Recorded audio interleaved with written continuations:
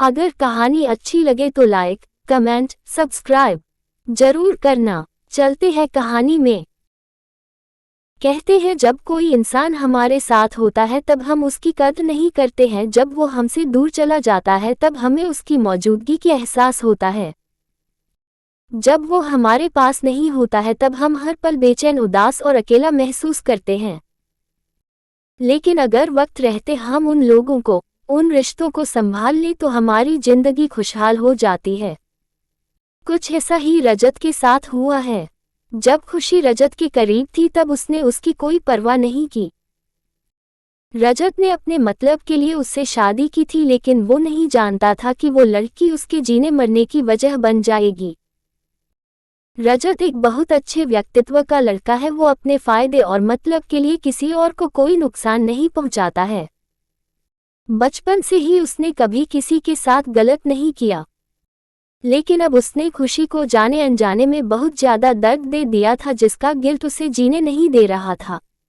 रजत बाहर से बहुत खड़ूस और गुस्से वाला है, लेकिन अंदर से वो बहुत मासूम और पाक दिल इंसान है। उसका छोटी इला अंदर ही अंदर रोता है जब खुशी के ना मिलने की खबर उसको दी जाती है। वक्त बीतता जा रहा है, लेकिन रजत को खुशी का कोई अता पता नहीं मिल पा रहा है। आज पूरे 25 दिन हो गए खुशी को गए हुए।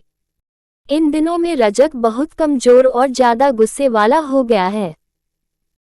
वो अपने घर में काम करने वाले खुशी के चाचा चाची और दूसरे नौकरों पर छोटी छोटी बातों पर चिल्ला पड़ता है। पहले सब रजत से डरते थे, लेकिन अब ये सब खौफजदा हैं और कोई भी रजत के सामने नहीं जाता है। रजत डाइनिंग टेबल पर बैठा नाश्ता कर रहा था, तभी जॉली ने उसके सामने खड़े होकर अपने दोनों हाथों को बांधकर और सिर को झुकाए हुए कहा, सर, आपको इतना गुस्सा नहीं करना चाहिए। ये आपकी सेहत के लिए अच्छा नहीं है। रजत डाइनिंग टेबल पर बैठा नाश्ता कर रहा था, तभी जॉली ने उसके सामने खड़े होकर अपने दोनों हाथों को बांधकर और सिर को झुकाए हुए कहा, सर, आपको इतना गुस्सा नहीं करना चाहिए। ये आपकी सेहत के लिए अच्छा नहीं है। रजत के हाथ में चम्मच थी, उसने चम्मच को प्लेट में ही छोड़ दिया और जॉली को गुस्से से देखते हुए कहा, नौकर हो, नौकर की तरह रहो, मेरे बाप बनने की कोशिश मत करो। रजत उठकर जाते हुए बोला, कल से मेरे सामने मत आना। रजत चला गया तो जॉली उसे देखता ही रह गया। रजत अपनी कार में आकर बैठ गया। उसने अपनी आंखों को बंद किया और सिर को पीछे सीट से लगाकर मन ही मन बोला, ये सब क्यों कर रहा हूं मैं? क्या हो रहा है मुझे? कुछ देर तक वो ऐसे ही बैठा रहा और फिर लंबी सांस लेकर बोला, मुझे अपने आप को बदलना होगा। किसी के आने या जाने से मुझे कोई फर्क नहीं पड़ना चाहिए। तभी रजत के दिल में एक नामा आया। और खुशी का क्या? रजत ने स्टीयरिंग को कसकर पकड़ लिया। उसने खुद से कहा, खुशी, तुम जहां भी हो, अब वापस मत आना। तुम्हारे लिए वापस आना बहुत बुरा हो सकता है। एक वक्त तक इंसान किसी का इंतजार करता है और जब वो इंतजार नहीं कर पाता है तो उसका वो इंतजार गुस्से में बदल जाता है। रजत भी उन्हीं इंसानों में से था जो इंतजार करना जानता ही नहीं था। उसने कभी इंतजार किया ही नहीं। खुशी के लिए उसका प्यार अब गुस्से में बदल गया था। एक तरफ वो चाहता था कि खुशी उसके पास आ जाए, तो दूसरी तरफ वो कहता कि अगर वो अब उसके पास आई तो वो अपने गुस्से पर कंट्रोल खो देगा। रजत अपने आप में ही सिमट रहा था। ये वो खुद भी नहीं समझ पा रहा था कि आखिर वो करना क्या चाहता है। उसने अपने जज्बातों को अपने अंदर कहीं दफन कर दिया था। इधर खुशी इन दिनों में परिवार के लोगों के साथ घुल मिल गई थी। अब वो बोलने में बिल्कुल नहीं हिचकिचाती थी। खुशी के नाम का अर्थ अब उस पर सटीक जंचने लगा था। इधर खुशी इन दिनों में परिवार के लोगों के साथ घुल मिल गई थी। अब वो बोलने में बिल्कुल नहीं हिचकिचाती थी। खुशी के नाम का अर्थ अब उस पर सटीक जंचने लगा था। खुशी आज दादा, दादी गौरी, राम और श्याम के साथ बैठी थी। राम और श्याम गौरी के वही दोनों भाई थे जिनके सामने खुशी बोलने से कतरा रही थी। राम ने खुशी को देखते हुए कहा, और या महारी खुशी जीजी। उस दिन कितनी चुप थी ना, अब देख तो, कहना बोलन लन ही ना दे।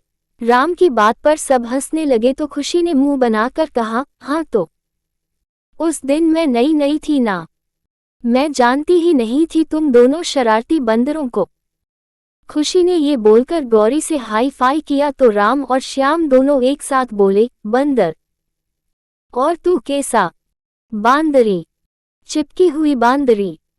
खुशी नासमझी से सबकी तरफ देखने लगी तो सब एक साथ ठहाके लगाकर हंसने लगे। तभी दादी जी बोली, अरे बेटा, बांदरी को मतलब बंदरिया हो वैसा। बंदरिया सुनते ही खुशी दोनों भुई उचकाकर बोली, अच्छा बंदरों अभी रुको, तुम्हें तो मैं बताती हूँ। खुशी और गौरी दोनों राम और श्याम के पीछे दौड़ पड़ी। तभी दादी जी बोली, अरे घूमता घूमता धान सा भी ले आयो, घूमते ईंधन भी लेते आना। राम और श्याम आगे आगे और गौरी खुशी उनको पीटने के लिए पीछे पीछे दौड़ रही थी। ये सब सड़क पर चले गए। आगे से एक बड़ा सा ट्रक आ रहा था और दोनों लड़कों का ध्यान लड़कियों पर था। खुशी ने जब देखा तो घबरा गई और कांपने लगी। एक बार फिर अपनों को खो देने का डर उसमें आ गया। खुशी का ध्यान अब सामने से आ रहे ट्रक पर था। तभी उसका पैर एक पत्थर पर पड़ा और वो मुड़ गया, जिससे खुशी वहीं गिर पड़ी। जब राम और श्याम की नज़र खुशी पर पड़ी तो वो जहां थे वहीं रुक गए और उनका ध्यान ट्रक पर गया। दोनों लड़के एक साथ दूसरी ओर कूद गए। खुशी का ध्यान अब सामने से आ रहे ट्रक पर था। तभी उसका पैर एक पत्थर पर पड़ा और वो मुड़ गया, जिससे खुशी वहीं गिर पड़ी। जब राम और श्याम की नज़र खुशी पर पड़ी तो वो जहां थे वहीं रुक गए और उनका ध्यान ट्रक पर गया। दोनों लड़के एक साथ दूसरी ओर कूद गए। इधर गौरी खुशी के पास आ गई। खुशी की आंखें बंद हो गई, क्योंकि राम और श्याम के सामने आता हुआ ट्रक उसकी आंखों के सामने किसी अनहोनी की तरह मंडरा रहा था। गौरी खुशी के गाल को थपथपाते हुए बोली, खुशी आंखें खोल, आंखें खोल खुशी। खुशी ने हल्की सी आंखों को खोलकर देखा तो राम और श्याम को देखकर उसे चैन मिला। तभी उसे दर्द का एहसास हुआ तो जोर जोर से चिल्लाती हुई रोने लगी। गौरी, राम और श्याम तीनों आंखों को फाड़कर उसे देखने लगे। हालांकि खुशी के आंसू नहीं आ रहे थे, लेकिन वो रो रही थी। राम ने एक भुई उचका कर कहा, तू रो रीसा, आप नाटक कर रीसा, तुम रो रही हो या नाटक कर रही हो? खुशी ने आंखों को बंद कर लिया और अपने पैर को पकड़कर बैठ गई। जब गौरी ने खुशी के पैर को देखा तो वो समझ गई कि खुशी के पैर में मोच आ गई है। उसने खुशी के पैर को पकड़ा। तभी खुशी जोर से कांप गई। खुशी की आंखें बंद थी, उसका पैर बहुत जोर से दर्द कर रहा था। तभी खुशी की आंखों के सामने रजत का चेहरा आ गया। खुशी ने झट अपनी आंखें खोली और जोर जोर से सांस लेने लगी। रजत का उसके जेहन में आना उसकी आंखों के आंसुओं की भी ले आया था। अब खुशी की आंखों से टप टप आंसू गिरने लगे थे और वो बिल्कुल शांत हो गई। कहानी अच्छी लगे तो लाइक, कमेंट, सब्सक्राइब जरूर करना। मिलते हैं अगले पाठ में।